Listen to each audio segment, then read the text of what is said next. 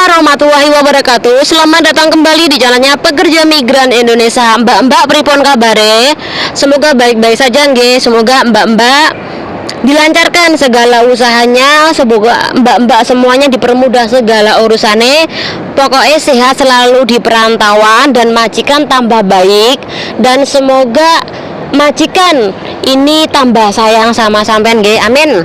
Nah, mbak-mbak semuanya, kali ini kita bakal membahas sebuah kasus yang sebenarnya ini kasusnya kemarin, mbak-mbak. Namun karena saya itu pengen membahasnya dan mungkin pandanganku tuh bagaimana sih mengenai kasus dari kawan kita ini. Jadi walaupun sudah lama, yuk kita bahas sambil dengerin burung, sambil nikmatin di luar ya. Oke, gimana tentang kasus kawan kita atau PRT asal Indonesia yang dituduh telah melakukan penganiayaan terhadap si bocil umur 4 tahun anak jagaannya dengan menggunakan setrika. Kita bahas tidak ada kronologi secara detailnya, mungkin ada sedikit kronologinya, namun kita lebih fokus sama memberikan pengetahuan, informasi, dan pastinya saran bagi kawan-kawan semuanya atau mbak-mbak semuanya, khususnya bagi anak baru kalau kerja jaga bocil itu bagaimana. Dan ini adalah pembahasan dari channel ini. Oke, 2 hari yang lalu polisi bagian Taipo sana ini telah menerima laporan jam 4 sore dari majikan yang dimana ini berkediaman di Kastil Cisi di Jalan Sangtong Taipo. Nah, di dalam laporan tersebut bos laki-laki ini menceritakan bahwa anak perempuannya yang umur 4 tahun ini telah mendapatkan kekerasan yang dimana pelakunya adalah PRT-nya sendiri asal Indonesia. Dan di situ polisi langsung datang ke tempat atau kediaman majikan tersebut untuk melihat berkasnya, bekas penganiayaan yang dilakukan oleh PRT-nya, dan juga polisi langsung menangkap si PRT tersebut. Nah, kemudian polisi juga membawa si bocil yang 4 tahun itu yang perempuan ini ke sebuah pusat medis di CUHK untuk mendapatkan perawatan medis lebih lanjut lagi. Dari kasus seperti ini mungkin kawan-kawan semuanya ya ini akan bertanya-tanya, kenapa kok sampai bocil ini mendapatkan kekerasan bagian tangannya yang lukanya ini diakibatkan oleh setrika dan pelakunya adalah PRT-nya sendiri asal Indonesia. Kok tega sih sama anak kecil? Kenapa kok nggak ditangkap? Kenapa kok nggak dijebaskan secara langsung? Jadi banyak banget pertanyaan dari kawan-kawan, dan mungkin diantaranya pasti ada yang membuli mbaknya, mungkin ada juga yang membuli si anak kecil. Karena bagaimanapun juga kita tahu bahwa bocil di sini nakalnya minta ampun. Tetapi kawan-kawan yang harus diingat dalam kasus kawan kita ini ada sedikit tambahan informasi bahwa si bocil ini dari keluarga broken home, yang mana ketika kita tahu bahwa ketika broken home secara otomatis memang kelakuan nakal banget ya.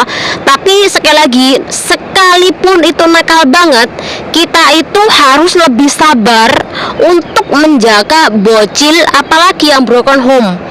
Mereka tuh menginginkan kasih sayang seorang ibu. Jadi kita harus lebih sabar untuk menjaga mereka. Walaupun mereka nuwaka, kita harus menggunakan hati nurani untuk jaga mereka. Siapa tahu ketika kita menggunakan hati nurani untuk menjaga mereka, mereka itu lebih sikapnya itu menjadikan kita seorang ibu, bukan sebagai seorang pembantu. Namun juga kita tidak menyalahkan mbaknya ya, mungkin dalam situasi capek banget yang akhirnya lebih fokus sama kerjaan dan menjadikan bocil ini sebagai majikan yang kecil, bukan sebagai anaknya dia. Ini juga ada, kita juga tidak bisa menyalahkan.